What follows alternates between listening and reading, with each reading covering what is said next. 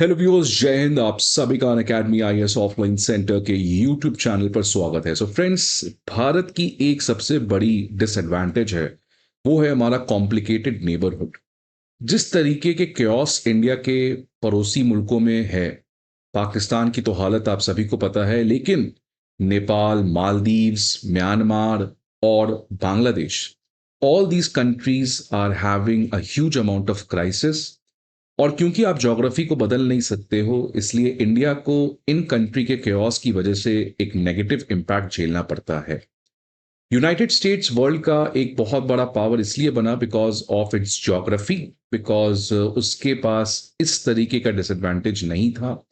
China also had this advantage, but आने वाले समय में India, which is trying to become a विकसित Bharat by 2047, one of the greatest challenge among many other is going to be a safe neighborhood, which is very, really speaking it's impossible. वो हो ही नहीं सकता है कि हमारे नेबरहुड में शांति हो, बिकॉज नेबरहुड में जिस तरीके का आज एक डेवलपमेंट स्टेज है, जिस तरीके का रिलीजियस फंडामेंटलिज्म है और जिस तरीके का इकोनॉमिक क्राइसिस है, उसकी वजह से हमेशा कुछ ना कुछ प्रॉब्लम आते रहेंगे। अब पाकिस्तान के साथ तो भारत ने एक नया नॉर्मल इस्टेब्लिश किया ऑपरेशन सिंदूर में, कि आप भले प्रॉब्लम में हो, बट अगर आप हमारे प्रति इस तरीके का प्रॉब्लम क्रिएट करोगे और आप सोचोगे कि बातचीत से चीजें ठीक हो जाएं, so that is not going to happen.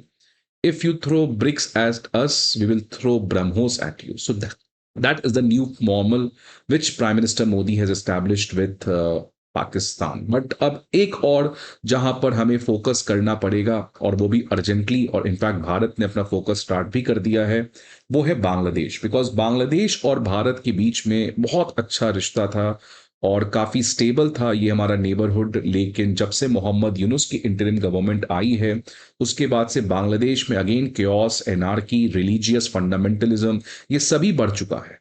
लेकिन अब बांग्लादेश में मोहम्मद यूनुस के लिए वो होने जा रहा है जिस चीज़ को बहुत समय से हमें लग रहा था ये होगा, but now finally the time has come.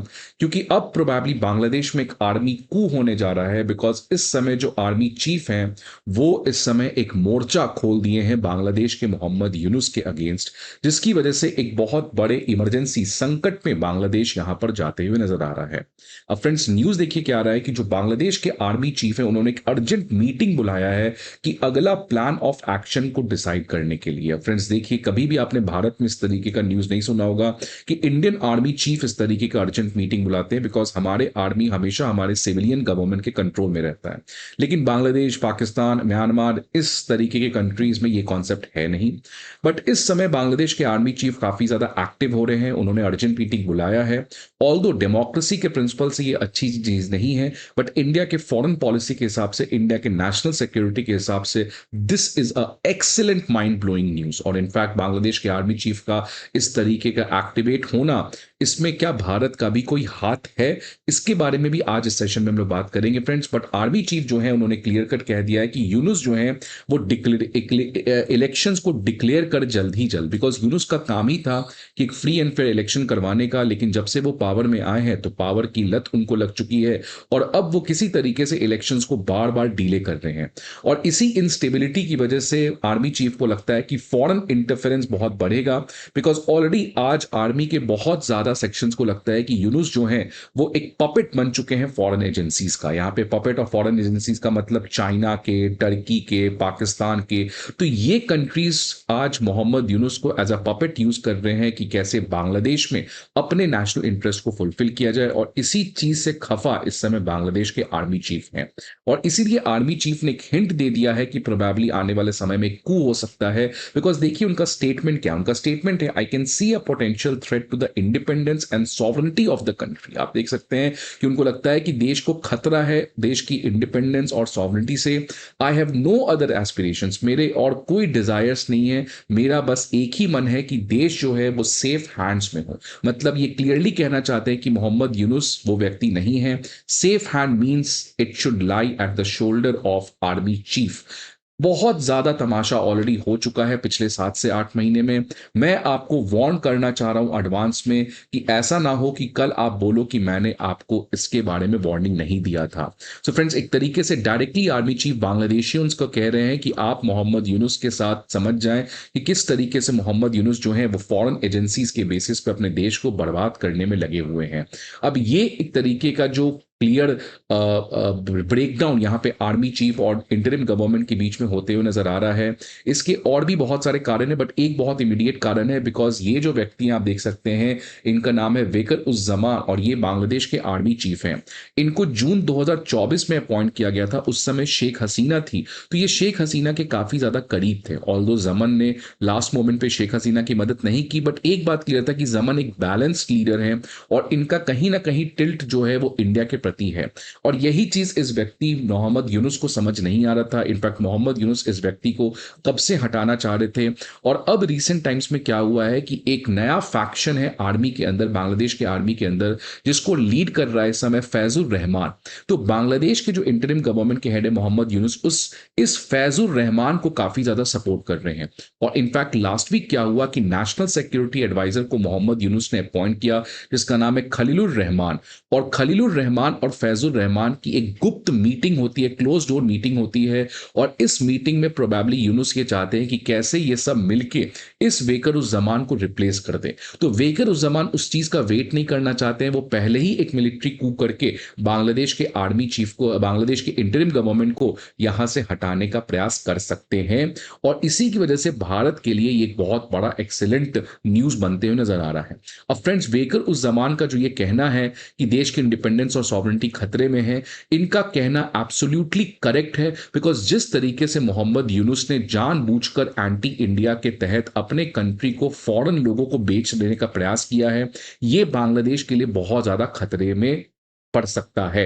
Bangladesh में इकोनॉमिक ग्रोथ और प्रॉस्पेरिटी शेख हसीना के समय था, कुछ प्रॉब्लम्स थे, बट जिस तरीके के प्रॉब्लम्स मोहम्मद यूनुस की वजह से आने वाले हैं, ये प्रॉब्लम्स बहुत ज्यादा बढ़ सकते हैं। और जब से बांग्लादेश के इंटरिम गवर्नमेंट ने अवामी लीग को बैन कर दिया है, ये उस रेड लाइन को क्रॉस करना था। और आज इसी कॉन्टेक्स्ट में आर्मी चीफ को समझ में आ चुका है कि अगर अवामी लीग को ये इस तरीके से आर्बिट्रेरली इलीगली बैन कर सकते हैं, तो ये मोहम्मद यूनुस अब किसी भी हद तक गिर सकता है। और इसीलिए इन्होंने एक अर्जेंट मीटिंग बुलाया है कि अगला प्लान ऑफ एक्शन को तय करना। लेकिन फ्रेंड्स, ये जो भी चीज हो रहा है, ये लास्ट वीक हुआ है और इनफैक्ट ये खबर आज की है। तो अगर ये सारे चीजों को आप कनेक्ट कर दें, तो इसमें भारत का भी एक बहुत बड़ा रोल है। भारत ने भी हो सकता है अनऑफिशियली वेकर उस जमान से डिप्लोमेटिकली बातचीत किया होगा। बिकॉज जिस तरीके से रिसेंट टाइम्स में मोहम्मद यूनुस ने भारत के अगेंस्ट उसके नेशनल इंटरेस्ट को हर्ट करने का प्रयास किया था, ये इंडिया का एक टाइट स्लैप है यूनुस को। और बहुत सही समय चुनकर भारत जो है वो इस तरीके से मोहम्मद यूनुस के अगेंस्ट स्ट्रेटेजाइज कर रहा है। तो इस पर्टिकुलर चीज को हम लोग समझने का प्रयास करेंगे फ्रेंड्स आज इस सेशन में। बट आगे बढ़ने के पहले एक बहुत ही इंपॉर्टेंट इंफॉर्मेशन कि Unacademy IAS previous year questions, current affair magazines और प्रीलिम्स मॉक टेस्ट, ये तीनों चीज के पीडीएफ अब आपके सामने लेकर आया है। ये सारे पीडीएफ आपको दिए गए वीडियो पे डिस्क्रिप्शन पे लिंक पे मिलेगा। लिंक पर जाके आप इन सभी पीडीएफ को डाउनलोड कर सकते हैं। इसके अलावा if you need any other information, feel free to call on this number, या आप हमारे किसी भी ऑफलाइन सेंटर पर विजिट कर सकते हैं। सो फ्रेंड्स, इस समय देखिए बांग्लादेश में जिस तरीके का एनार्की मोहम्मद यूनुस ला रहे हैं, ये रियली बहुत ज्यादा चिंता की विषय है। इनफैक्ट देखिए, यूनुस जो है वो फंडामेंटलिस्ट रैडिकल्स को बढ़ा रहे हैं। इनफैक्ट बहुत सारे Islamic leaders, for example Jashimuddin Rahmani Hafi, जो अलकायदा के एफिलिएट एबीटी का चीफ है, इसको इस व्यक्ति मोहम्मद यूनुस ने रिहा कर दिया। और इन्हीं सभी चीजों की वजह से मैं आपको ये एग्जांपल दे रहा हूं, बट ऐसे तमाम तरीके के फंडामेंटलिस्ट हैं जिनको मोहम्मद यूनुस ने रिलीज किया है।